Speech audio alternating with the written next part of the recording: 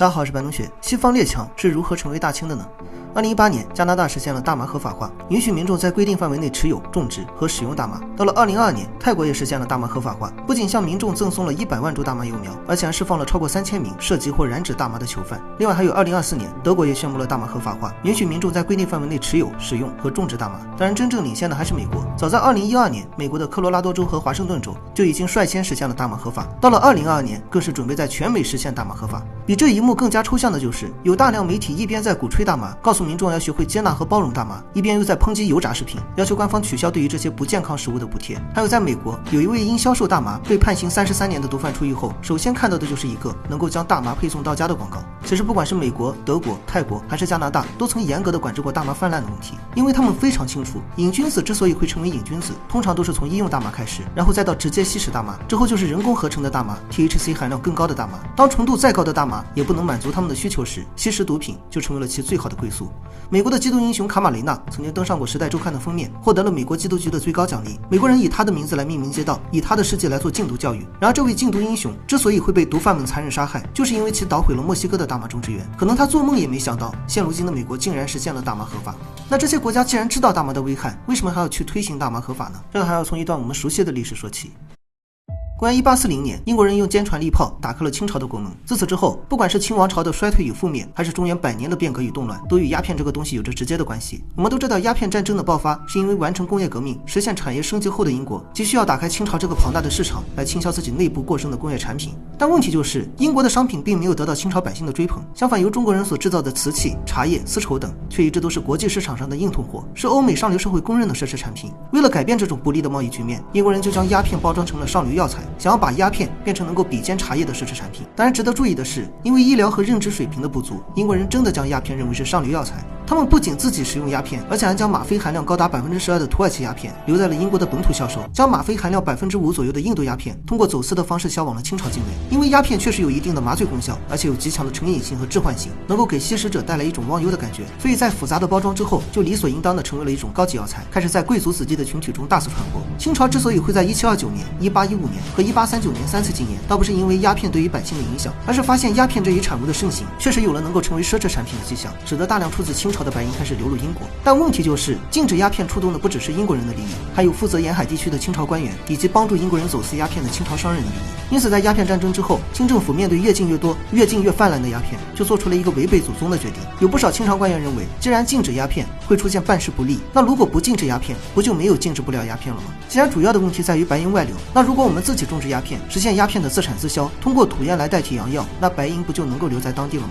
提上这个方案的官员就被称为是持禁派，而与之相反的则是以林则徐为代表的禁烟派。结果很明显，清朝确实没有能力解决鸦片的问题，所以就只能采取持禁派的建议。于是到了1858年，清政府先是签订了《通商章程善后条约》，承认了鸦片贸易的合法化，并开始针对鸦片征收洋药税。而后又颁布了征收土药税例条例，使农民弃田置办以种罂粟，尝试用大清的土烟来代替洋药。这个条例执行到1870年时，罂粟之花就几乎开满了中原大地，就连山东、河南，包括相对附属的江浙地区，都有大量的土地被用作为鸦片种植。到了1908年，鸦片的税收已经达到了3300万两白银，占当年全国总税收的11.3%。此时的大清不仅实现了80%的鸦片自给率，而且有不少鸦片商人都开始转战欧美，将大清特色的烟馆开往了世界各地。不得不承认的是，持禁的方案的确给洋药来了一手倒反天罡，但代价就是鸦片的泛滥程度也已经脱离了清朝统治者的掌控。首先，鸦片产量的增加，使得这个原本只流行于贵族群体的奢侈产物开始频繁地出现在寻常百姓的家中。其次，鸦片产业的扩大，使得原本只用于种植粮食的蜂窝土地，都逐渐地开放出了罂粟之花。基层的控制力下降，各地的瘾君子飙升。在这种情况下，一旦遭遇上罕见的自然灾害，大清就会瞬间失去它原本就没有多少的危机处理能力。于是1877年丁午饥荒，1901年陕西灾荒，赤地千里，饥民百万。这场由灾荒和反抗所引发，由腐败和鸦片所扩大的持续动乱，成为了压垮大清的最后一棵稻草。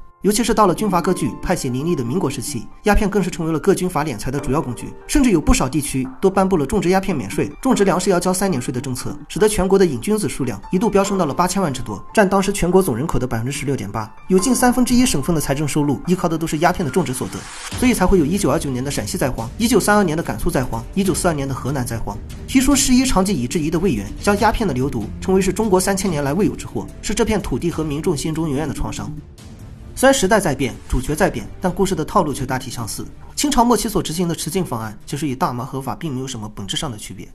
就拿美国来说，美国之所以会毒品泛滥，主要是因为地理位置和边境管控的问题。在1992年时，美国通过美墨自由贸易协定控制了墨西哥的玉米种植业，导致了大量的墨西哥农民破产。而发生在这一时期的禁毒行动，又摧毁了大量美国本土的大麻农场主的产业。于是这两部分人一拍即合，直接将大麻的种植迁移到了墨西哥，然后通过美国难以解决的边境问题，将大麻成品再重新销往美国的境内。想要彻底解决种植园的问题，就会直接损害到美国农场主，也就是共和党的利益；想要彻底解决边境上的问题，又会直接损害到民主党的利益。所以在这些年来越禁越多的禁毒行动之后，我们就看到了极为熟悉的一幕。有不少美国政客认为，既然解决不了大麻泛滥的问题，那如果不解决，不就没有解决不了了吗？如果大麻实现了合法化，不就能够从市场上淘汰掉那些毒贩手中的产品吗？可以说是学到了大清的精髓。更何况美国本身对于大麻的态度就一直处在医用和非法的边缘，而这些拥护大麻的群体又都是一些闭着眼睛投票的选手。更重要的是，禁毒需要经费，但放开却能够带来经费。比如从2012年开始实行大麻合法的科罗拉多州和华盛顿州，就分别增加了6000万和1亿美元的收入，所以之后的俄勒冈州才会直接跟进，而且还别出心裁的搞起了大麻旅游，鼓励全美的瘾君子都来这里消费。紧接着还有爱达荷州、阿拉斯加州、明尼苏达州等。显然对于这些政客来说，真真切切的选票和大把大把的美元，比什么禁毒的名声要来得更加实在。同样，加拿大的合法化也是这套逻辑，想要用大麻合法化的方式建立一套严格的行业标准，来降低大麻制品中有害物的含量，以官办大麻商店的方式来打击毒贩们手中的不法产业。然而结果就是加拿大官方的大麻滞销，反而黑市上的大麻却愈加猖獗。因为大麻的用户是瘾君子，不是傻子，他们怎么会放弃价格低廉且功效更强的黑市产品，却选择价格昂贵但没有太多效果的官方产品呢？德国之所以实现大麻合法，更多的则是因为经济上的问题。本身在3年疫情、地区冲突、汽车产业萎缩、国内矛盾激增的影响下，德国的经济早就已经全线溃败。结果最近还让人给炸了燃气管道，既要高价从美国手中购买天然气，又要被迫拿出经费去援助乌克兰。在2002年经济负增长时，德国就搞出了一个娼妓合法化，所以今天的大麻合法也就不难理解。更何况在德国超8000万的人口中，约有450万人吸食大麻，显然这些人也都是闭着眼睛投票的选手。同样，泰国与德国相似，旅游业作为泰国的支柱产业，占到了国内生产总值的1/5，大麻旅游也算是一个热门且竞争国家较少的产业。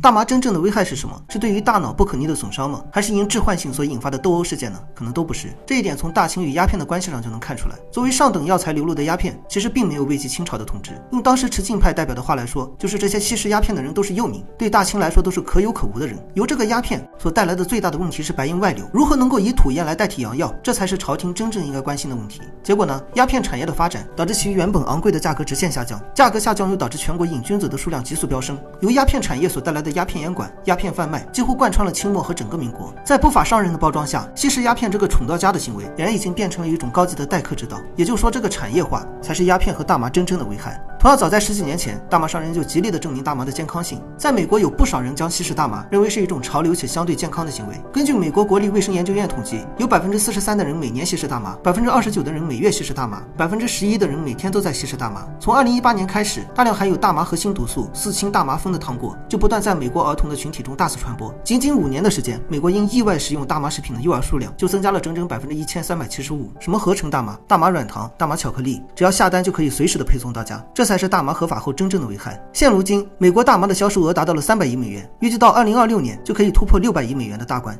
形成了产业，就必然会出现内卷，出现内卷就要想方设法的扩大用户群体。这就像是鸦片的泛滥一样，种植鸦片不是百姓的选择，而是地主的选择，是各地军阀和鸦片商人的选择。大麻合法化之后，那下一步是什么呢？2012年，美国的俄勒冈州和华盛顿州宣布，少量持有硬性毒品的行为将被合法化。而此后，在纽约、加州、宾夕法尼亚州、马萨诸塞州也分别设立了官办的毒品注射店。同样的，还有大麻合法的加拿大，也是在2023年的1月开始允许公民持有2.5克以下的烈性毒品。另外还有泰国，放开不到1年的时间，大麻吸食者就增长了10倍左右。大麻合法没有打击到黑市上的产品，反而增加了治安和医疗系统上的压力。因此在2023年9月时，泰国总理赛塔表示，泰国将会在6个月内纠正大麻政策，并重新制定法律，将大麻限制在医疗用途。去罪化也好，合法化也罢，结果就是市场规模的增大，尤其是在基层治理本就薄弱的欧美国家，放开大麻其实也就相当于是放弃治疗。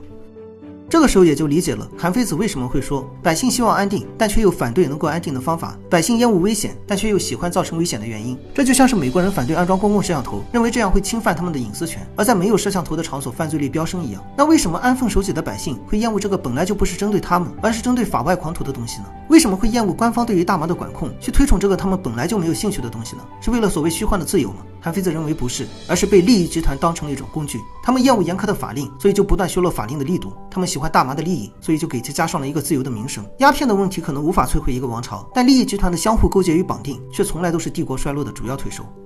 那么今天的内容就到这里了，我是白同学，我们下期再见。